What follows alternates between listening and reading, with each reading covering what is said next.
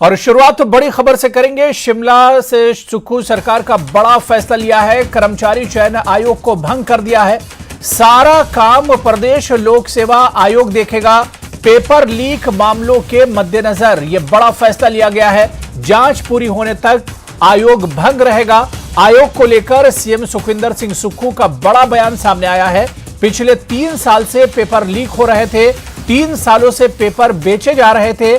Paper leak मामले की जांच में बड़े खुलासे हुए हैं। जब तक जांच पूरी नहीं होगी तब तक कर्मचारी आयोग भंग रहेगा। आयोग में नीचे से ऊपर तक कई लोग शामिल हैं। साक्षात्कार भी लोक सेवा आयोग के जरिए होंगे।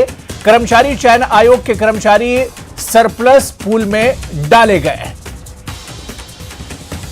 Himachal Pradesh subordinate selection board जो था उसको निलंबित किया गया था।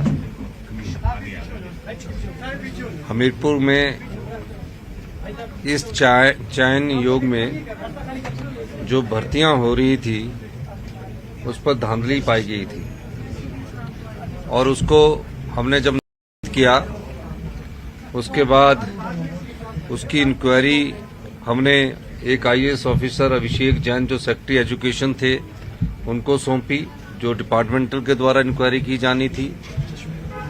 और हमारे विजिलेंस में जो आईजी है उनको हमने ये इंक्वायरी सौंपी। मुझे बड़े दुख के साथ कहना पड़ रहा है कि जो कर्मचारी चयन योग था हमीरपुर में, उसमें पिछले 3 साल से इस पेपर लीक के मामले हो रहे थे। पेपर बिक रहा था और पेपर बिकने के साथ कुछ लोगों को ही पेपर बेचा जाता था और ये पेपर बेचने का धंधा पिछले 3 साल से चल रहा था। और जो अभी पेपर हुए हैं उनके विषय में भी शिकायतें प्राप्त हुई है। हिमाचल प्रदेश सरकार के सभी अधिकारी और इंक्वायरी टीम ने तथ्यों को पाया। इस आधार पर आज जब सुबह फाइल मेरे पास आई उस पर हमने ये फैसला किया है कि हिमाचल प्रदेश कर्मचारी चयन आयोग जो कि निलंबित किया गया था उसको भंग कर दिया गया है, उसकी कार्यप्रणाली को खत्म कर दिया गया है। तो सुक्खू सरकार ने बड़ा फैसला लिया है, कर्मचारी चयन आयोग को भंग कर दिया। और इसी पर और बातचीत करने के लिए शिमला से हमारे सहयोगी रणबीर हमारे साथ जुड़े हुए हैं। रणबीर, एक और बड़ा फैसला सुक्खू सरकार ने लिया है, कर्मचारी चयन आयोग को भंग कर दिया गया है। क्या कुछ पा रही है? खुद सीएम ने इस पर बड़ा बयान दिया है। जी हाँ, देखिए अबू, ये राज्य सरकार के सामने जो है एक दबाव ये भी था कि जो परीक्षाएं हुई हैं वो अभ्यर्थी जो है इंतजार कर रहे थे रिजल्ट के, और कुछ और जो है भर्तियां होनी थी, तो इसको लेकर भी एक दबाव था। एक तरफ जो है जांच चल रही थी इस मामले की।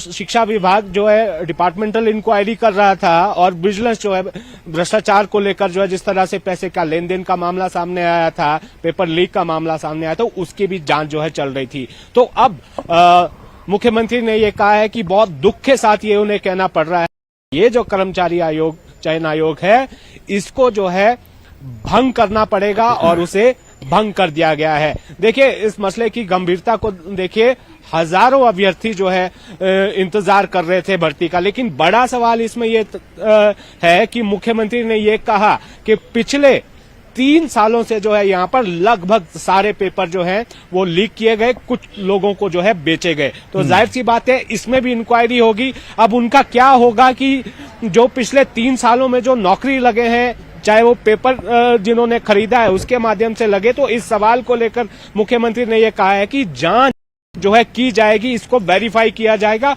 उसके बाद जो है राज्य सरकार इसमें फैसला लेगी।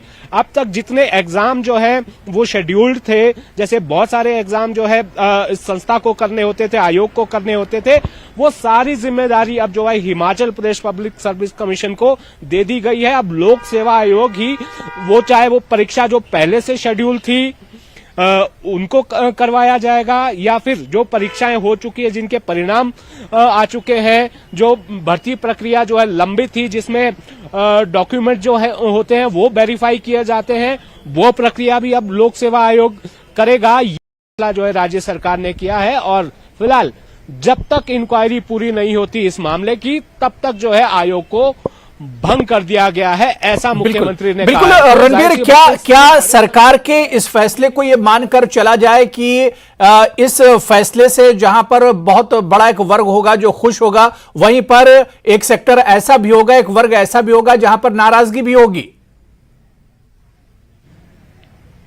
जी हाँ, जाहिर सी बात है। बड़ी बात इसमें यह है कि जो मैंने पहले जिक्र किया, जो मुख्यमंत्री ने कहा कि 3 साल से पेपर लीक हो रहे थे जी। उसमें अब संचय ये उन लोगों का होगा जो पेपर क्लियर करके जो नौकरी लग गए हैं, उन पर भी अब तलवार लटक रही होगी कि वो ये सोच रहे हैं कि क्या पता वो भी क्या इस जद में आएंगे, क्या वो भी उस सूची में आएंगे, क्योंकि मुख्यमंत्री ने कहा कि आयोग में नीचे से लेकर ऊपर तक, टॉप टू बॉटम, बहुत सारे लोग जो हैं वो भ्रष्टाचार में लिप्त पाए गए हैं और लंबी सूची है, लंबी फेहरिस्त है। इसलिए जो आयोग में अब कर्मचारी थे उनको सरप्लस पूल में जो है डाला गया है। तो इसकी जांच जो है अब जब पूरी होगी तो वो देखना होगा कि क्या कुछ इसमें निकल कर आएगा, क्या वो जो इससे पहले जो अभ्यर्थी चयनित हुए हैं उनकी जांच किस तरह होगी, ये एक बड़ा सवाल जो है राज्य सरकार के समक्ष है। और अभ्यर्थी, जाहिर सी बात है, बहुत सारे ऐसे अभ्यर्थी हैं जिन्होंने खूब मेहनत की है, जिन्हें भरोसा था, जिनका चयन नहीं हुआ, तो उनके लिए एक राहत बड़ी खबर ये निकल कर आई है। और एक बिल्कुल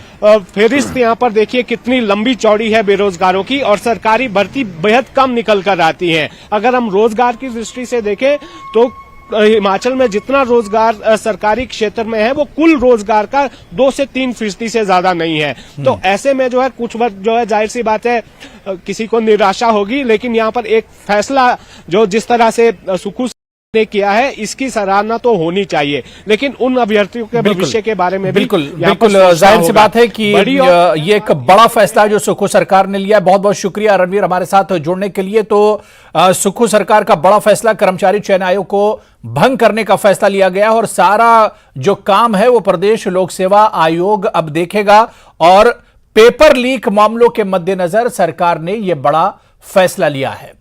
इसी तरह एक और बड़ी खबर हिमाचल से आ रही है। आपको बता दें कि हिमाचल विधानसभा सत्र के लिए आयोजन को मंजूरी मिल गई है। सरकार के प्रस्ताव को राज्यपाल की मंजूरी मिली है। राज्यपाल की मंजूरी के बाद अधिसूचना जारी कर दी गई है। विधानसभा सचिवालय ने अधिसूचना जारी की है। अधिसूचना के मुताबिक 14 मार्च को सुबह 11 बजे से बजट सत्र शुरू होगा, जो 17 मार्च को पेश होगा, और 17 मार्च को सुखू सरकार का पहला बजट पेश होगा। 6 अप्रैल को बजट सत्र का समापन होगा।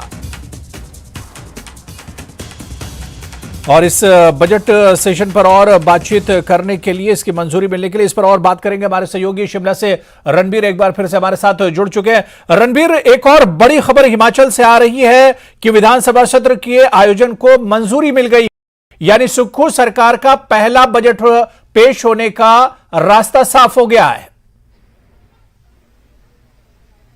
जी हाँ, बिल्कुल। जो प्रक्रिया रहती है कि कोई भी जो है विधानसभा का सत्र आयोजित होता है, कैबिनेट में उसको जो है मंजूरी दी जाती है, उसकी तिथियां तय होती है, उसके बाद प्रस्ताव जो है राज्यपाल की मंजूरी के लिए भेजा जाता है। राज्यपाल ने उसको मंजूरी जो है उस प्रस्ताव को दी है, तो उसको लेकर जो है अब विधानसभा सचिवालय की तरफ से अधिसूचना जारी कर दी गई है। 14 मार्च से 6 अप्रैल तक जो है विधानसभा का बजट सत्र होगा। 18 बैठकें इस दौरान होगी, और अभी जो है लिस्ट ऑफ बिजनेस आना है, इसमें यह कहा जाएगा कि किस दिन जो है मुख्यमंत्री बजट पेश करेंगे, उसके बाद बजट पर जो है जो सामान्य प्रक्रिया है कि चर्चा उस पर होती है।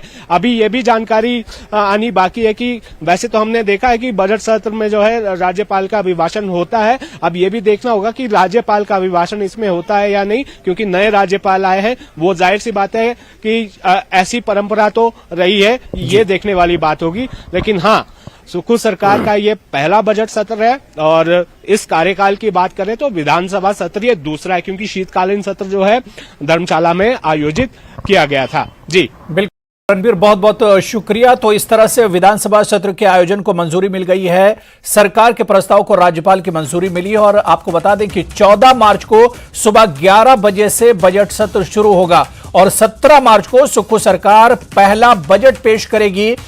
6 अप्रैल को बजट सत्र का समापन होगा।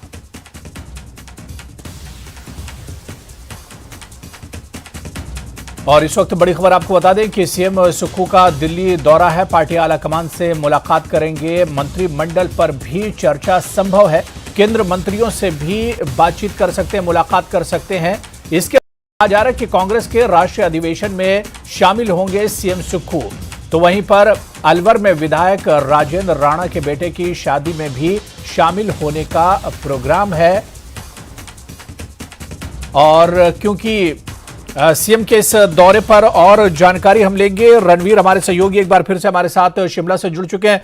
रणवीर, आज सीएम का दिल्ली दौरा है। पहले खबर आई थी कि 11 बजे सीएम दिल्ली पहुंचेंगे या दिल्ली के लिए रवाना होंगे। तो जिस तरह से अभी उनका बयान आया है, अभी शायद वो हिमाचल में ही है। क्या इस दौरे में उनके शेड्यूल में कोई बड़ी तब्दीली आई है?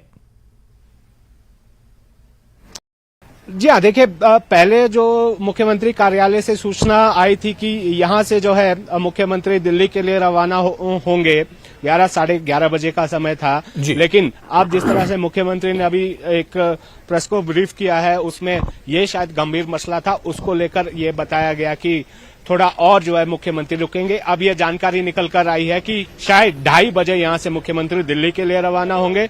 दिल्ली में जो है आज दिल्ली में ही रहेंगे मुख्यमंत्री और संभावना ये जताई जा रही है। अभी सवाल भी लिया गया था न्यूज 18 की तरफ से, इस पर मुख्यमंत्री ने कुछ नहीं कहा है। लेकिन ये जानकारी है कि शायद कांग्रेस के जो आला नेता हैं, पार्टी आलाकमान से जो है मुख्यमंत्री मुलाकात कर सकते हैं, जिसमें कई सारे मसले हिमाचल को लेकर है। बजट सत्र आने वाला है, गारंटियां कांग्रेस को पूरी करनी है, उसको लेकर चर्चा हो सकती है। केंद्रीय मंत्रियों से मुलाकात होगी या नहीं, इसके बारे में फिलहाल जानकारी नहीं है। और आज मुख्यमंत्री दिल्ली में रहेंगे, कल उनको राजस्थान जाना है, जो हिमाचल के सुजानपुर से, हमीरपुर जिला से जो कांग्रेस विधायक है राजेंद्र राणा, उनके बेटे की शादी में उन्हें शरीक होना है अलवर में। तो अलवर से शाम को जो है मुख्यमंत्री दोपहर बाद शादी समारोह अटेंड करने के बाद जो है उदयपुर जाएंगे राजस्थान, और कल उनका जो है उदयपुर में ही रहने का कार्यक्रम है। उसके बाद वहां से शायद ये जानकारी है कि जो 24 तारीख से कांग्रेस का जो अधिवेशन शुरू होने जा रहा है, पूर्ण अधिवेशन, उसके लिए जो है रायपुर जाएंगे, यानी छत्तीसगढ़ जाएंगे।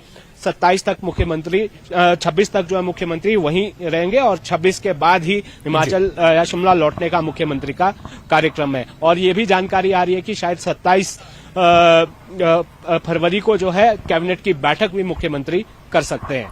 बिल्कुल रणबीर, बहुत बहुत शुक्रिया इस अपडेट के लिए, इस खबर पर जानकारी के लिए। तो सीएम का दिल्ली दौरा है, लेकिन उनके शेड्यूल में कुछ तब्दीली आई है। चलिए, वैसे इस वक्त एक और बड़ी खबर मंडी से बड़ी खबर आ रही है कि करसोग में सड़क हादसा पेश आया है।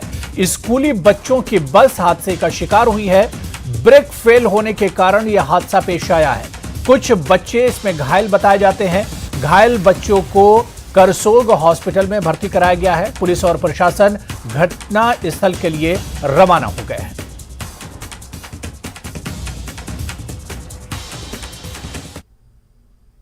चलिए, यहां पर रुकेंगे फिलहाल छोटे से ब्रेक के लिए।